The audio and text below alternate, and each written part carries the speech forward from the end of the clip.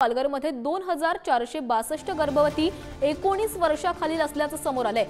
36168 पैकी 2462 गर्भवती 19 वर्षाखालील आहेत। पालघर जिल्ह्यातील ही धक्कादायक आकडेवारी समोर आली आहे। पालघरमधील बालविवाहाचं प्रमाण अधिक असल्याचं आता यातून स्पष्ट होत आहे। बालविवाह रोखण्यात जिल्हा प्रशासनाला अपयश आल्याचंही कळतं।